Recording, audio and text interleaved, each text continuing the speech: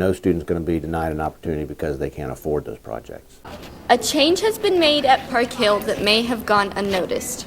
We were not able to charge course fees. This change has affected certain teachers in the way they handle class curriculum.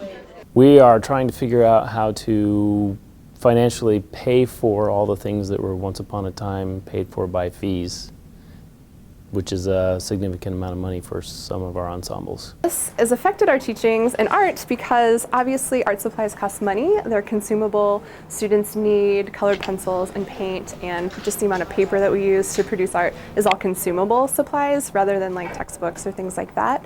And so it has affected things this year because we don't know how much money we will be getting, and quality materials cost more money. Many things factored into the disbanding of class fees. Park Hill School District started looking at the history of it, and that became part of the decision-making process. So we decided that it was the right thing to do. Some of you have been more affected than others with being charged class fees. I've known a couple people that might have had troubles in the past that have to talk to their counselor. Even though some students were unable to pay for their class fee, Park Hill never denied them the opportunity to take the class. We made an effort the past several years to make sure that any student who couldn't enroll in a class because the fees were burdensome, to pay those fees for the students. We know that some students never asked, and as a consequence, they just never enrolled. So now the question is not necessary because there is no fee. So where in the past we've been paying a lot of student fees from building funds, now we don't have to do that any longer. This change has posed an issue for the teachers in finding their resources.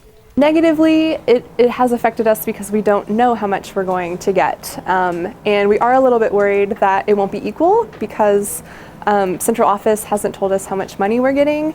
And whatever happens, we want to be able to get the same amount of money per student as Park Hill South. And currently, we don't know if that is going to happen. This may seem like a negative revision, but it has a positive outcome. Positive in the fact that it equalizes all socioeconomic statuses. So if a student previously maybe couldn't afford it, or maybe was looking at their schedule and saw that they wanted to take an art class, and maybe they decided not to take it because they knew there was a course fee involved. So that does kind of equalize the playing field, which we're really excited about. Overall, Park Hill feels this has changed things for the better. So I think it's made Park Hill a much better place for students to learn and work together.